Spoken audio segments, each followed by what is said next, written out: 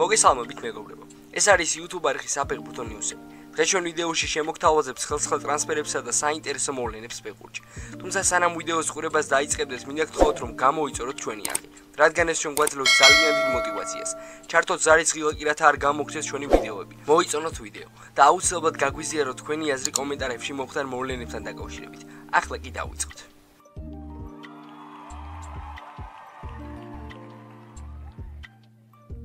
La Ligis მერვე ტურში გიორგი მიქაუტაძეს ვილიარეალი სანტიაგო ბერნაბეუზე მადრიდის რეალს ესტუმრა და 1-3 დამარცხდა. პირველი ტაიმი უგოლოდ დასრულდა. ანგარიში კი 47 წუთზე ვინისიუს ჟუნიორმა გახსნა.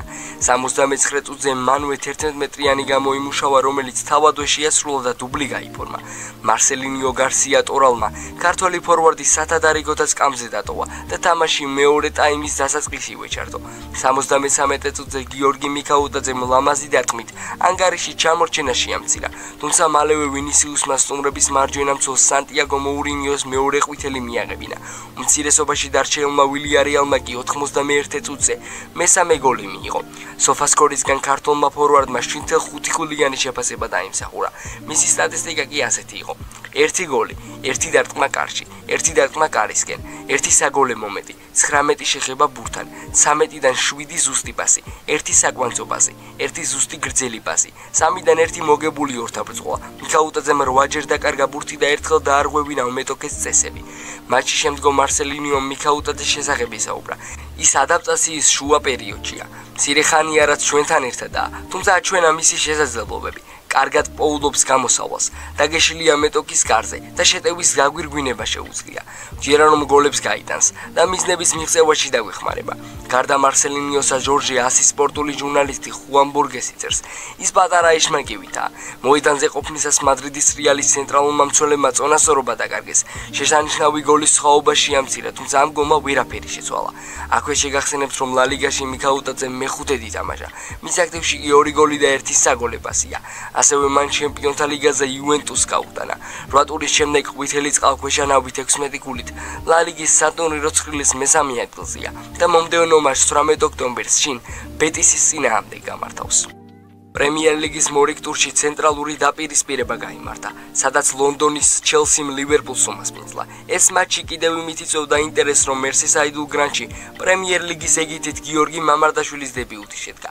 ქართველი კარის დარად შეიძლება ითქვას, რომ კარგი მატჩი ჰქონდა, რაც შეეხება შეხვედრის მიმდინარეობას. ანგარიში მასპინძლებმა გახსნეს. გიორგის კარი უძლიერესი დარტყმით კაისოდო მე-14 წუთზე აიღო. მეორე ტაიმში ლივერპული გააქტიურდა და 73 წუთზე კოდი გაკპომ წონასწორობა აღადგინა. არისტოკრატები შეტევაში ნაყოფიერად ვერ თამაშობდნენ, თუმცა მატჩის მიწურულს სტუმართა კართან 2 სახიფათო მომენტი შეიქმნა. 1 წუთიან ინტერვალში მამარდაშვილს 2ჯერ დაურტყეს და ორივე შემთხვევაში დიდებული მოგერიება შემოგთავაზა. თავისუფლად შეიძლება ითქვას, რომ მან ლივერპული გაშვებულ გოლს გადაარჩინა. 99 წუთზე მისი კარის მიმართულებით კიდევ ერთხელ გაისროლეს და გიორგი მორიგი მოგერიება შემოგთავაზა. საჯისმიერ კომპენსირებულ მე-5 წუთზე მასპინძლებმა კარგი შეტევა განახორციელეს, რასაც ესტავიოს გოლი მოყვა. ამ გოლში კი ქართველი მეკარის დადანაშაულება არ შეიძლება.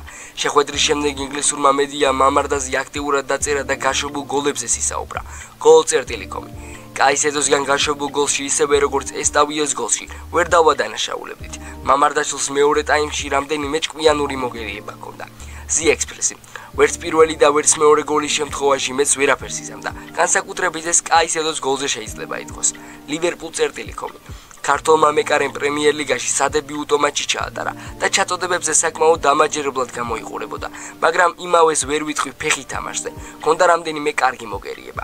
This.com ქართველი, რომელსაც პრემიერ ლიგაში დებიუტი ჰქონდა, კარგად იგერიებს დარტყმებს, რაც გიტენისა და ესტავიოს ეპიზოდებში დაადასტურა, მაგრამ ალისონივით კარგად ფეხით ვერ თამაშობს. თუ იმას გავითვალისწინებთ, რომ მატჩის მიმდინარეობისას ლივერპულის დაცვის ხაზი თითქმის მთლიანად შეიცვალა, მამარდაშვილმა სადებიუტო მატჩი კარგად შეატარა.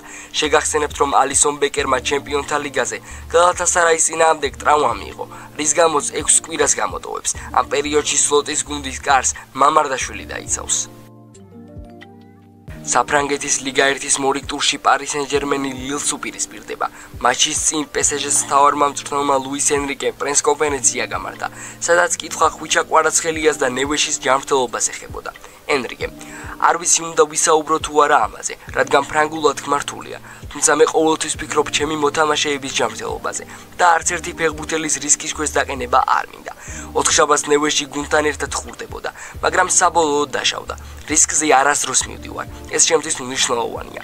კარგად მესმის ნაკრების მწვრთნელების, რადგან მეც მიყავი ეროვნული ნაკრების მწვრთნელი და ეს სხვა საკითხია. ჩემი აზრით ყველას ერთი და იგივე რამ გსურს. სხვა სათქმელი არაფერია. აღნიშნულ საკითხთან დაკავშირების ცნობილი ესპანური გამოცემა ეს იწერს და ამბობს, რომ ხვიჩა კვარაცხელიას ეროვნულ ნაკრებში გამოძახებასთან დაკავშირებით შესაძლოა PSG ჩაერიოს და ფეხბურთელს სანაკრებო პაუზის დროს წასვლის უფლება არ მისცეს. კვარაცხელია სანაკრებო სიაშია, რამაც შესაძლოა PSG-ს აიძულოს ჩაერიოს, რათა უზრუნველყოს მათი ტრავმირებული თავდასხმელის რეაბილიტაციის პარიზში დარჩენა. სექტემბერში პარიზულმა კლუბმა საფრანგეთის ფეხბურთის ფედერაცია უსმან დემბელეს ფიზიკური მდგომარეობის შესახებ გააფრთხილა, რამაც ორი მხარის დაპირისპირება გამოიწვია. მას შემდეგ რაც ოქროს ბურთის მფლობელი უკრაინის წინააღმდეგ მატჩი დაშავდა, კლუბმა სანაკრებო ფანჯრისინ წერილობით მიუთითა, რომ ფრანგი სათამაშოდ მზად არ იყო, ხოლო FF-მა და დეშამმა წერილს ყურადღება არ მიაქციეს. დემბელეს კი სათამაშოდ რომ მისცეს, რამაც მისი მარჯვენა ბარძაყის ტრავმა გამოიწვია. კვარაცხელიას მდგომარეობა განსხვავებულია, რადგან დაზიანება მსუბუქია. მაგრამ ამან შესაძლოა PSG-ს აიძულოს დაუკავშირდეს საქართველოს ნაკრების სამედიცინო პერსონალს. ხვიჩა გასულ შაბათს ოსერთან მატჩში დაშავდა. ტაიმის შემდეგ შეცვლა ითხოვა და ბარსელონასთან მატჩის გამოტოვა.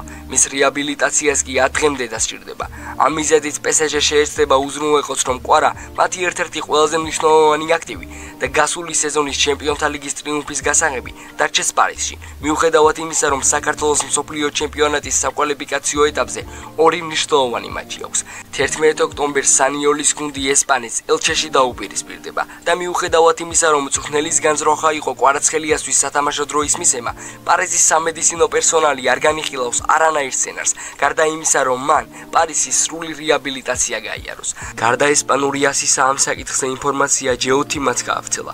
გვერდის ინფორმაციით ბოლო ორი გამოტოვებული მატჩის მიუხედავად ჩვენი 7-იანი საქართველოს ნაკრების შეკრებაზე ორშაბათს გამოცხადდება.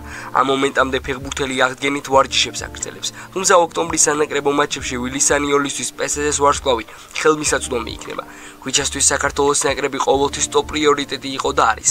ამიტომ მისი ნაკრებში არ ჩამოსვლის საკითხი დღის წესრიგში PSG-სთან არასდროს დამდგარა. კლუბში კარგად იციან, რამდენად მნიშვნელოვანია ხვიჩა კვარაცხელიასთვის საქართველოს ნაკრებში თამაში. აქვე გეტყვით, რომ კლუბს FIFA-ს წესებით არ აქვს არანაირი უფლება, რომ ფეხბურთელს ეროვნულ ნაკრებში წასვლა აუგზავნოს. ყოფილა შემთხვევები, როცა ტრავმირებული მოთამაშეები ნაკრებში გამოუძახებიათ და ამის შემდეგ ყველაფერში პირადად დარწმუნების მიზნით სამედიცინო შემოწმება ნაკრების მესტაფს ჩაუტარებია. საფრანგეთის ლიგა 2-ის მე-9 ტურში სენტ-ეტიენმა ზურიკო დავითაშვილის დუბლით მონპელიეს სტუმრად დაამარცხა.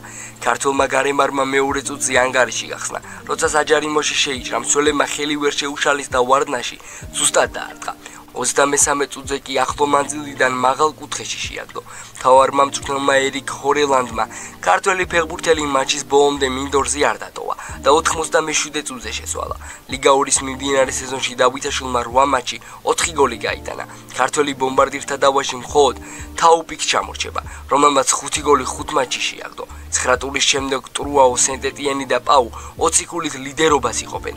ბურთების უკეთესი შეფარდების გამო ტრუა პირველ პოზიციაზეა, სენტ-ეტიენი კი მეორეზე.